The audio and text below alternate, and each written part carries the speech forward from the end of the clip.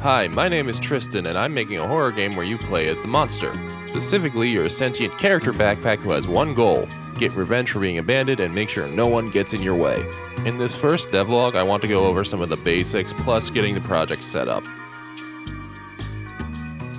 Earlier this year, I had the idea for a horror game where instead of running around and hiding from a monster, the player would instead play as said monster, sneaking around, causing paranoia among a house's inhabitants before striking at the most opportune moment. And ever since then, I've worked on and off on a GDD, or game design document, where I began refining this rough idea. Now that I have a significant amount of the game planned out, I figured it's a good time to start making devlogs for it. Now, I've never made a real game before, and since I want to make some more ambitious game projects in the future, this seemed like a good type of game for a beginner to make. It's simple enough that I can do it by myself, while being complex enough to introduce a bunch of problems that a game designer might need to solve at one point or another.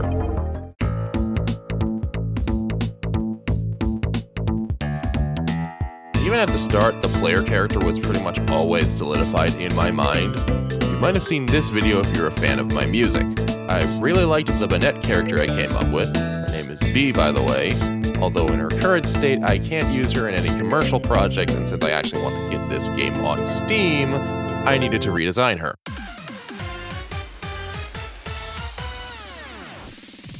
When redesigning her, I knew I wanted to avoid what I'm dubbing top-down design. Too often the mascots are strange from the get-go with rows of teeth or uncanny stares.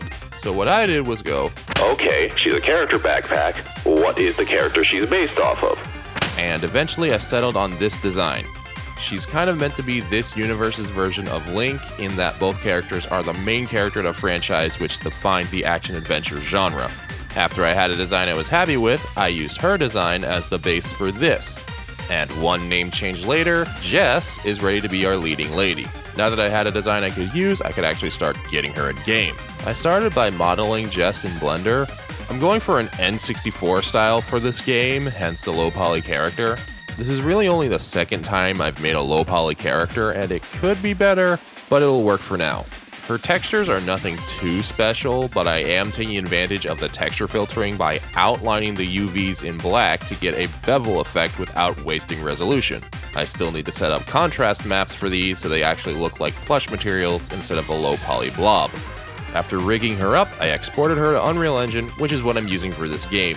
I spent a significant amount of time setting up this whole facial texture system thing so I could animate the textures in real time as opposed to relying on an atlas that may or may not change down the line.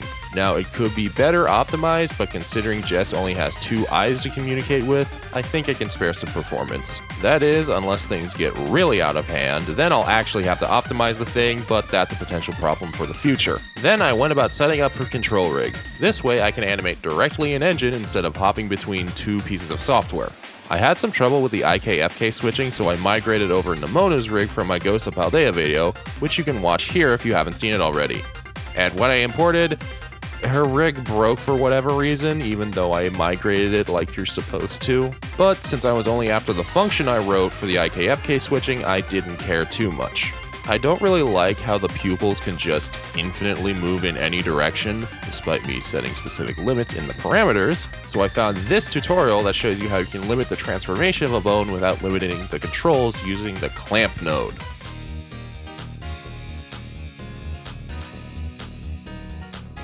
After getting her rig working, I decided to build my own test map instead of just using the default template map so I could familiarize myself with how more internal essential systems work, like setting the default player controller in game mode. Plus, this gives me the added benefit of tailoring the map specifically to my game rather than kit bashing the one Unreal comes with. However, I did just duplicate the third-person controller because it was already there and worked well enough. I just needed to swap out the default mannequin with Jess's model and tweak the default speed to be a bit more believable. I also added a collider box in front of her so she can interact with objects that are interactable. I then set up a simple interaction system. It was so simple that it took me nearly an hour to figure out what was going wrong with my code, and why the blueprint interface didn't work. It turns out you need to set the target to other actor instead of overlapped component. How the system works is when an object overlaps the collider, you can press the interact key, and that sends a signal through the interface to the overlapped object and it executes whatever code is on the interactable. I was mainly inspired by the way Resident Evil 4 handles interaction. The way it works is if Leon is facing an interactable, be that a typewriter, pickup, or etc., He'll be able to interact with it independently of where the camera is looking, and it works the same here. You walk up to an interactable, press the interact key, and you're interacting with it. I also added this text pop-up system that I'm really happy with.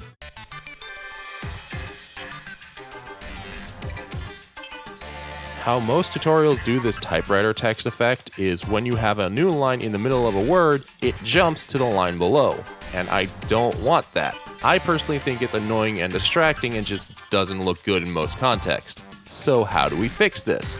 Could just manually add in the line breaks, and this could have worked well enough, but one, I plan to up a lot of text, so that would get really tedious really fast. 2, any other languages the game is translated to also need to manually set the line breaks. 3, doing it manually means I am locked into whatever text size I set it at, meaning I couldn't start programming in dialogue until I locked it in. And 4, rich text style tags will mess with things. So I set out to find a solution to this problem, and I found it.